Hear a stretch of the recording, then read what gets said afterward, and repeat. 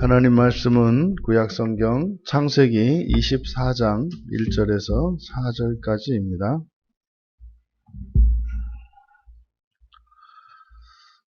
우리 같이 한 목소리로 함께 읽겠습니다. 아브라함이 나이가 많아 늙었고 여호와께서 그에게 범사에 복을 주셨더라. 아브라함이 자기 집 모든 소유를 맡은 늙은 종에게 이르되 청하건대 내 허벅지 밑에 내 손을 넣어라. 내가 너에게 하늘의 하나님 땅의 하나님이신 여호와를 가리켜 맹세하게 하노니 너는 내가 거주하는 이 지방 가나안 족속의 딸 중에서 내 아들을 위하여 아내를 택하지 말고 내 고향 내 족속에게로 가서 내 아들 이삭을 위하여 아내를 택하라. 아멘. 범사의 복과 아브라함의 맹세라는 제목으로 말씀의 은혜를 나누고자 합니다. 본문은 주어가 이제 강조되고 있는데 아브라함이 나이가 많아 늙었고 여호와께서 그에게 범사에 복을 주셨다 할 때 1절에 이 두 개의 문장에서 아브라함과 여호와가 강조되어 있습니다.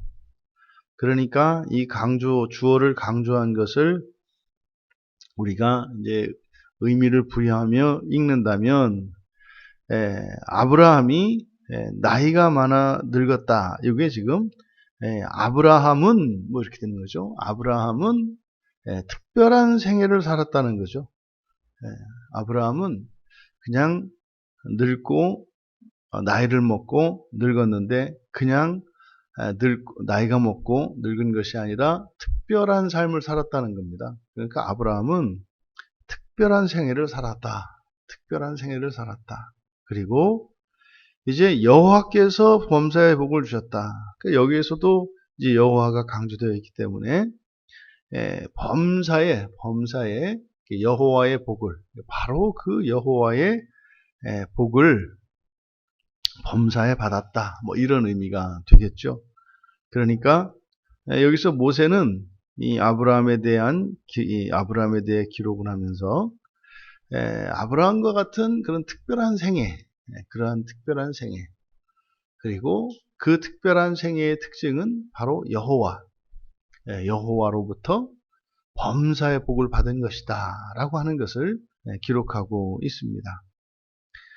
그리고 그 아브라함이 이제 자기 늙은 종과 이제 맹세를 하는 이제 언약을 맺는 것인데 맹세를 하는데 그 종에 대한 수식이 깁니다. 여기서도 마찬가지로 아브라함이 자기 집 모든 소유를 맡은 늙은 종에게 이르되 청하건대 지금 자기 집 모든 소유를 맡은 늙은 종에게 청하건대 부탁을 했다는 겁니다. 이 종에 대한 수식이 굉장히 긴 것도 이례적이고 그리고 청한다. 주인이 종에게 청한다. 이런 말은 어법상 맞지 않습니다.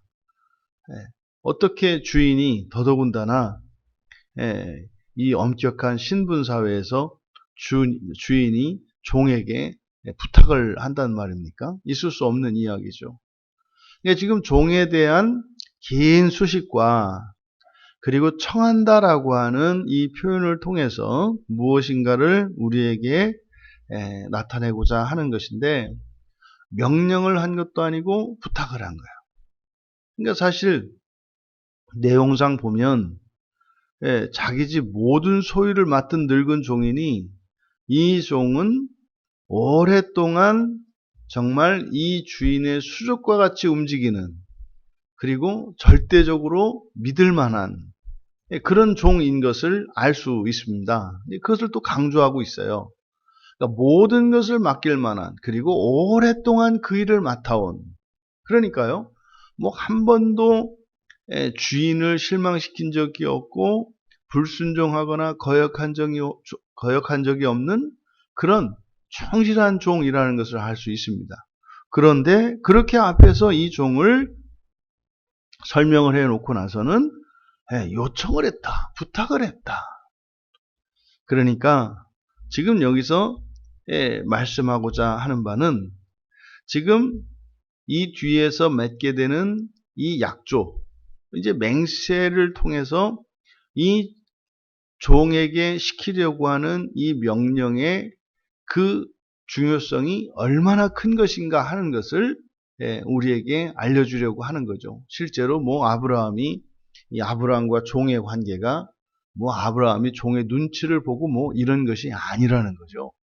절대적으로 순종할 수 있는 종인데도 불구하고 이렇게 요청을 했다라고 하는 것은 뒤에 있는 사안이 얼마나 중요한가 하는 것을 의도적으로 이렇게 강조하기 위해서 쓴 것임을 우리가 알 수 있습니다. 그리고 이제 고대에 이렇게 맹세하는 방법, 내 허벅지 밑에 내 손을 넣어라. 이게 이제 뭐 요즘 우리말 속담으로 하면 뭐 손에 장을 지지는 뭐 이런 거인가 보죠. 이게 뭐 내가 뭐 절대로 반드시 이것은 서로의 아주 굳은 맹세를 할 때 하는 고대의 방식입니다.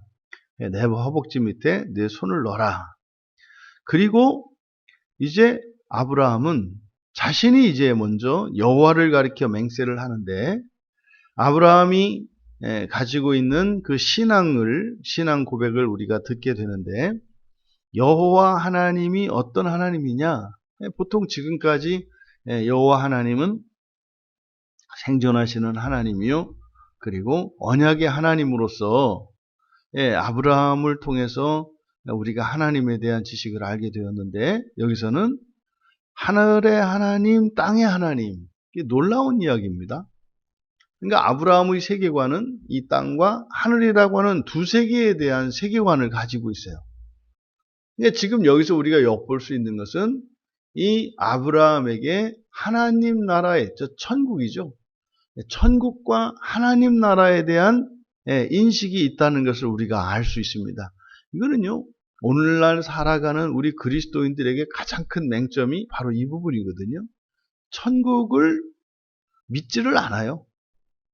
천국이 있다는 실존 자체도 인정도 안 해요. 그러니까 그냥 뭐 천국 그러면은 죽어서 가는 나라 뭐 이렇게 생각을 하죠.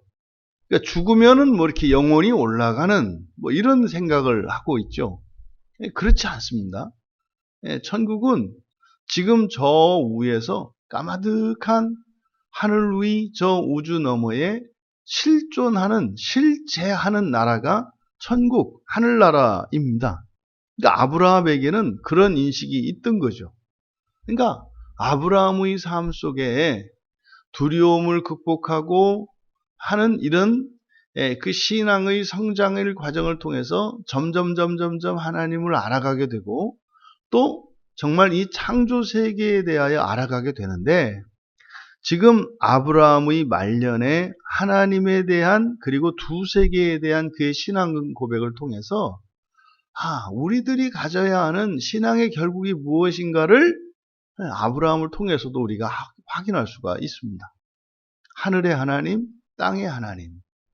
과연 우리들이 믿고 있는 하나님은 어떤 하나님이신가? 뭐 땅의 하나님은 그만두고 그냥 나의 하나님 아닌가요? 그냥 나를 위해서 도와주는 뭐 무슨 뭐 슈퍼맨 같은 그런 하나님. 그러니까 온 세계 모든 민족이 하나님의 백성이고 모두의 하나님이시라고 하는 이런 인식조차도 없는, 심지어는 나의 하나님과 너의 하나님을 싸움시키는, 교회와 교회가 경쟁하고 성도가 성도와 경쟁하는 그 하나님은 도대체 어떤 하나님이냐 말이죠. 오늘날 우리들이 가지고 있는 하나님에 대한 신인식과 지금 아브라함이 가지고 있는 이 하나님에 대한 이 인식, 하늘의 하나님, 땅의 하나님 여호와라고 하는 이 인식. 성경은 이렇게 하나님에 대한 계시가 점점 진전을 하고 성경이 맞춰지고 딱 덮어지면 하나님에 관한 모든 계시가 완벽하게 성경을 통해 드러난 건데 왜 아브라함이 가지고 있는 이 신인식조차도 우리는 가지고 있지 않는 것일까? 그러니까 하나님에 관한 계시가 우리에게 주어집니다만 또한 동시에 하나님에 대한 계시를 막는 어떤 세력과 힘이 있는 거죠. 그러지 않고서야 이럴 리가 없지 않겠습니까? 아니, 남모르는 남으로 살던 사람이 뭐 알고 보니까 한 부모에게서 태어난 형제라고 하면 형제 자매가 되면 그날부터 달라지지 않나요? 당신이 나의 누이요, 나의 오라비요, 나의 형이고 아우였단 말입니까? 달라지지 않아요? 그러면 우리가 말로는 하나님은 한 분이시고 창조주 하나님이 우리의 아버지다라고 하는데 어떻게 한 집 자식들 같지가 않아요. 이게 전혀 이렇게 봐서는 그 할아버지 자식이라고는 여겨지지 않는. 그러니까 이것이 하나님에 대한 신앙 고백은 우리의 신앙의 핵심이죠. 그러면은 지식이라고 하는 것은 사실은 우리의 관계를 위해서 존재하는 거거든요. 지식 자체가 중요한 것이 아니라 그 지식은 우리의 삶을 위해 있는 것이고 우리의 관계를 위해 있는 거잖아요. 그러면 누가 하나님을 바로 알고 있는 걸까요? 말을 해서 그리고 시험을 쳐서 아는 것이 아니라 관계 속에서 어떻게 살아가는가를 보고 그 사람이 가지고 있는 신관이 어떠한지를 알 수 있는 거예요. 그러면요, 하나님에 관한 바른 지식을 가진 사람들의 가장 일반적이고 정상적인 태도는 뭐겠습니까? 우리는 한 가족이라고 하는 마음을 가지고 살아가는 거예요. 글쎄요, 여러분, 정말 아무리 강조해도 지나치지 않은 것이 여러분들은 그냥 지나다니다가 교회만 보면 푸근하셔야 돼요. 그냥 온 세상이 여러분 집이시고 이 교회는 안방, 저 교회는 건넌방, 저 교회는 사랑방, 물론 방이 좀 많긴 하죠. 그냥 그래도 이 모든 것이 이 세상이라고 하는 하나님의 집 안에 있는 이렇게 다른 방으로 여겨야 되는 거죠. 아니, 이 세상에 그 어느 누가 한 집에서 사는 가족인데 방을 따로 쓴다 그래서 남이라고 여깁니까? 지금 아브라함이 가지고 있는 이 신관을 통해서 보면은요, 아브라함은 어떤 생각을 가지고 있을까요? 오늘날 유대인들, 그러니까 예수님 당시에 2000년 전 예수님 당시에 가지고 있었던 유대인들의 그런 이방인과 유대인이라고 하는 이런 인식을 아브라함이 가지고 있었을까요? 그렇지 않아요. 그렇지 않아요. 아브라함이 가지고 있는 이 민족에 대한 생각이나 이런 것들은 이제 후대에 이렇게 쭉 역사가 계속되어 오면서 점점 멀어져 가게 된 것임을 알게 돼요. 유대인이 가지고 있는 선민의식이라고 하는 게 이게 아주 우스운 거죠. 이게 우스운 거예요. 이런 게 꼭 뭡니까? 집안에서 장남이든지 장녀든지 이렇게 특별한 의식을 갖는. 제가 장남이 아니어서 모릅니다만 제가 아는 한은 장남들은 이 장남 장녀들은 그런 의식이 있더라고요. 이렇게 나는 이렇게 다르다라고 하는, 그렇죠. 먼저 태어난 거는 좀 다르긴 한데 그게 하는 거에 따라 다른 거지. 장남이고 장녀고 막내고 그게 결정합니까? 막내가 장남 노릇 할 수도 있는 거고 장남이 막내같이 살 수도 있는 거고 그런 거 아니겠어요?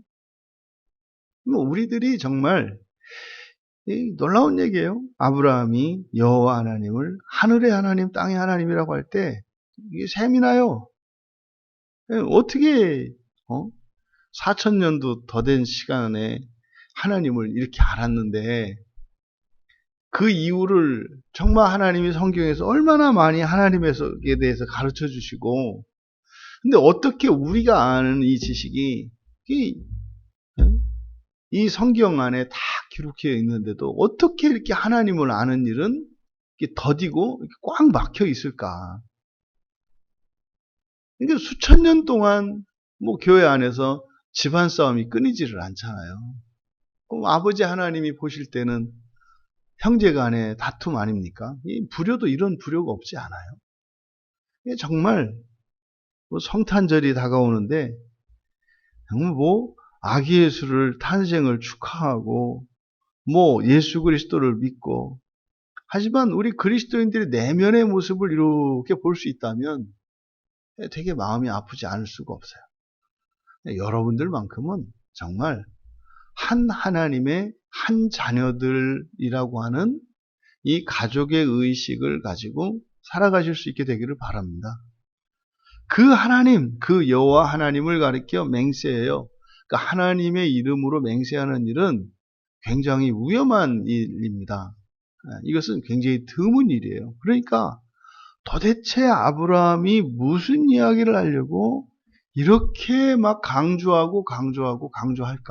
이 서두에는 자기가 특별한 인생을 살았는데, 아브라함이 특별한 인생을 살았는데, 그게 모든 일에 여호와의 복을 받은 것이 특별한 일이다. 그래서 아브라함의 인생이 아주 특별한 인생인 것을 강조하더니, 그들이 지금 무엇인가 도대체 무슨 이야기를 하려길래 이렇게 강조를 하는가?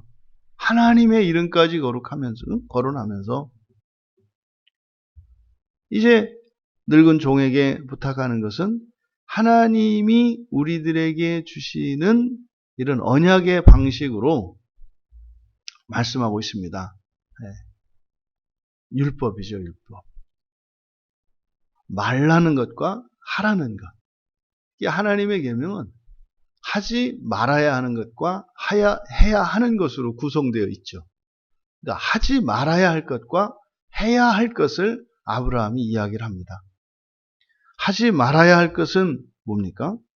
거주하는 이곳에 가나안 족속의 딸 중에서는 말고예요. 말고. 그러니까 그리스도인은요, 하나님의 백성들은 이 세상을 살아갈 때요, 하지 말아야 하는 게 있고요, 해야 하는 게 있어요. 물론 네 마음대로 하는 것도 있어요. 그러니까 하나님이 하지 말라고 하는 것은 하지 말아야 되는 거고요, 하라고 하는 것은 해야 되는 거예요. 근데 사실은요, 해야 되는 것과 하지 말아야 되는 것 두 개를 합친 것보다 마음대로 하는 게 훨씬 많습니다. 일일이 규정하지 않아서 마음대로 하도록, 그러니까 훨씬 자유가 많습니다. 그런데요, 자기가 마음대로 할 수 있는 건 세지 않고 하라고 하신 것과 하지 말라고 한 것만 세고 너무 많다 그래요. 그러니까 마음대로 할 수 있는 거를 세봐야지. 아니 그렇게 해서 어느 게 더 많은지를 얘기를 해야지.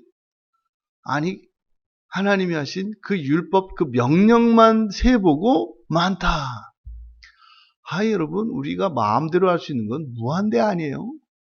네? 마음대로 할 수 있잖아요. 마음대로. 그거는 우리 마음대로 하는 거니까 아무것도 아니지. 그 얼마나 웃기냐 말이에요. 그것도 다 하라고 명령을 하시든지 하지 말라고 명령하시든지 다 할 수 있는 거 아니에요?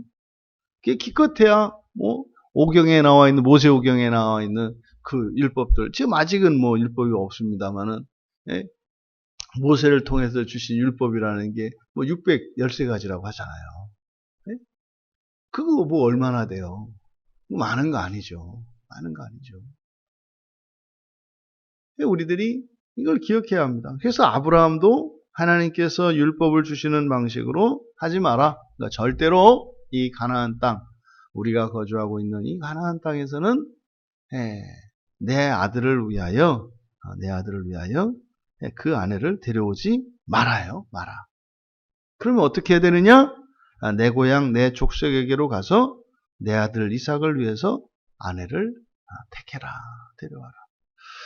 앞에서 지금 아브라함의 인생이 강조되었고, 자신의 인생이 특별한 인생이었는데 그것이 여호와의 복을 받은 것이었다. 그러면서 이 종에게 무슨 주인이 돼가지고 부탁을 하는 방식으로 하더니 하나님이 어떤 분이신지를 이야기하고 하나님의 이름을 걸고 맹세를 해요. 그리고 이야기한 것이 자기 아들 이삭의 아내를 데려오는 일이에요. 그러니까 지금 앞에서 강조해서 자칫 잘못하면 뒤에 있는 이야기가 이렇게 흐려질 가능성이 많아요. 하지만 우리가 성경에서 그것을 읽어내야 하는 거죠. 앞에서 했던 이런 강조는 바로 이삭의 아내를 강조하기 위한 것이었음을 우리가 알 수 있다. 이 본문 말씀을 통해서 여러분, 일단 우리가 얻을 수 있는 교훈 첫 번째가 뭐겠습니까? 여호와께서 범사에게 복을 주셨던, 그 복을 누렸던 그 인생, 그것이 나이가 많아 늙어지는, 다시 말해서 인생을 살았는데 아브라함 인생이 특별한 인생이 되었다는 거거든요. 첫째로 여러분들이 인생을 사실 때 신앙 안에서의 이 복을 누리시는 삶을 사시기 바랍니다. 이게 가장 복되고 특별하다는 거예요. 신앙 안에서의 복. 그러면 신앙 안에서의 복이 뭐예요? 여기서는 모든, 범사니까 모든 일의 복이거든요. 그러면 신앙 안에서의 복이라고 하는 게 뭐냐? 사실 구약 성경에서도 이 복이라고 하는 복이 두 가지 개념이 있는데, 하늘의 복이 있고 땅의 복이 있어요. 하늘의 복이 있고 땅의 복이 있어요. 근데 땅의 복은요, 언약의 백성이 아니어도 하나님의 창조물 모두에게 땅의 복이 있어요. 꼭 여호와 언약을 맺지 않더라도. 그러면 여호와께로부터 받는 이 특별한 복이라고 하는 것은 하늘의 복입니다. 하늘의 복이라고 하는 것은, 이것은 장차 이 땅에 임할 하나님 나라에 들어가는 것을 말해요. 이것을 신약의 언어로는 부활이라고 합니다. 아브라함이 나이가 많아서 늙어졌는데요, 그의 인생이 참으로 특별하고 행복했던 이유는 부활의 복을 받았기 때문이에요. 부활의 복을 받았기 때문이에요. 이것이 신앙의 복입니다. 두 번째로, 그러한 신앙의 복을 지금 이삭의 아내에 대해서 이야기하기 때문에 그 복은 어떻게 해야 된다? 계승해야 된다는 거예요. 계승해야 된다. 그 언약의 복은 계승해야 한다. 그러니까 그 언약의 복을, 이 신앙의 복을 계승하는 그 일이 아브라함이 누린 특별한 그 생애보다도 더 중요하다는 거예요. 뭡니까? 그 복을 누리는 거 중요하고요. 그보다 더 중요한 것은 그 복이 끊기지 않고 계속되어지는 것이 중요하다는 거예요. 여러분들의 생애에 이 언약의 복이, 이 부활의 복이 누려지실 때 계승되기를 바랍니다. 종종 그런 질문을 해요. 그러면은 자식이 없는 사람들은 어떠냐? 여러분, 자식이 없지만 많은 자식을 둔 대표적인 성경 인물이 바울 사도입니다. 여러분, 꼭 내 속으로 나야 내 자식입니까? 믿음 안에서는 여러분들이 얼마든지 믿음의 자녀를 낳으실 수가 있어요. 그래야 또 여러분이 교회 안에서, 아니면 여러분이 생활하시는 주변에서 얼마든지 믿음의 자녀를 두실 수 있어요. 좋은 방법 중에 하나가 선교주에 있는 그 어려운 자녀들 가운데 하나를 여러분들이 영적으로 입양하는 거 좋지 않습니까? 우리나라에서 키우는 거에 얼마요? 50분의 1, 100분의 1 공만 들여도 그 아이들을 키워낼 수 있지 않아요? 또 정 없으시면 교회에서 아이들 누구를 특별히 부모들이 신앙생활하지 않는 그런 아이들이랄지, 아니면 정말로 부모가 없는 고아들을 이렇게 입양을 못할지라도 정기적으로 방문하고 해서 그런 아이들을 후원하면서 자녀로 사오면 되지 않겠어요? 집의 모든 재산을 맡았던 늙은 종에게 아브라함이 부탁해야 할 만큼 의미가 있다는 거예요.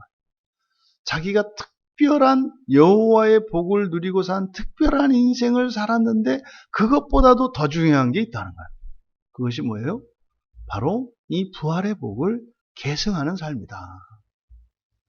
여러분들이 이 세상을 마치시고 그 부활의 복을 누리며 그 영광 안에 참여하기를 축복합니다. 하지만 여러분이 인생을 마치고 떠나실 때 그 부활의 복을 계승하고 그것으로 인하여 여러분의 인생이 더욱 빛나고 의미 있고 가치 있는 인생이 되기를 바랍니다. 그래서 세 번째로 이 복을 누리고 복을 계승하는 일은 바로 온전한 신앙의 가정을 세우는 일입니다. 온전한 신앙의 가정을 세우면 이것을 다 누릴 수 있고 배나 누릴 수 있겠죠. 나와 자녀들이 함께 누리고 그것은 계승할 뿐만 아니라 사는 동안도 함께 그 부활의 복을 누리면서 살아갈 수가 있게 되겠죠. 아브라함이 인생을 다 마쳤습니다. 이제 저물어 갑니다.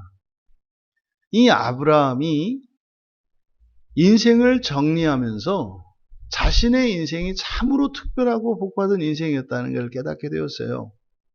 하지만 말년에 사명을 발견한 겁니다. 뭐예요?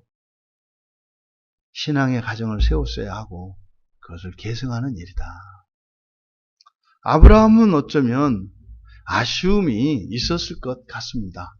왜요? 너무 뒤늦게 깨달아서요. 너무 뒤늦게 깨달아서. 지난날의 인생에 좀 더 일찍 알았더라면 하는 아쉬움이 있지 않았겠습니까? 이 자리에 있는 우리는 아직 아브라함만큼 늙지는 않았습니다. 훨씬 젊습니다. 부디 여러분들에게 남아있는 인생이 지금까지 살아왔던 우리 인생에 후회되는 모든 부분들을 능가하는 삶이 되시기를 바랍니다. 그래서 후회 없는 정말 여러분들이 이 세상을 떠나 주님 품으로 갈 때 하나님 나의 인생은 주님으로 인하여 참 영광스러웠습니다. 내가 나이가 많아 늙어지고 이제 주님 품으로 가는데 나의 인생은 참 특별한 인생이었고 복된 인생이었습니다. 주님으로 말미암아 그 부활의 영광을 누리게 되었으니 말입니다. 그리고 여러분의 가슴이 남겨져 있는 계승되어진 그 우리의 신앙이 계승된 바르게 계승된 그것으로 여러분의 가슴이 꽉 채워질 수 있는 그런 임종을 맞이하시기를 또 그러한 일들이 여러분의 가정 안에서 성취되기를 주님의 이름으로 축복합니다. 존귀하신 하나님, 아브라함이 자신의 인생을 돌아보아 참으로 복되고 영광스러웠으며 특별한 인생이었음을 모세를 통하여 저희들에게 가르쳐 주셨습니다. 저희들의 삶이 그러합니다. 예수 그리스도께서 저희들을 찾아와 주셨고 저희들에게 믿음을 주셔서 우리 주님을 믿게 하시고 또 영광스러운 그 하나님 나라의 지식을 가르쳐 주셔서 그 첫째 부활의 소망 안에 살게 하여 주신 것. 그래서 저희들의 인생이 영광스럽고 값지고 아름답습니다. 하지만 아브라함의 마지막 사명과 같이 저희들의 인생이 또한 저희들의 온전한 그리고 바른 신앙을 전파하며 전수하여 이 세상 가운데 끊임없이 보존되어지며 후대에까지 전하여질 수 있도록 하는 이 거룩한 사명을 위하여 기쁘게 살아갈 수 있는 저희들 되게 하옵소서. 바라옵기는 사랑하는 우리 지체들의 모든 가정 안에 그 특별한 생애와 특별한 복과 그 계승되어지는 일들이 온전히 이루어지는 믿음의 가정들 되게 하여 주셔서 참으로 거룩하고 아름다운 가정들로 교회가 세워져 가는 은혜와 복을 내려 주시옵소서. 감사하며 예수님의 이름으로 기도하옵나이다.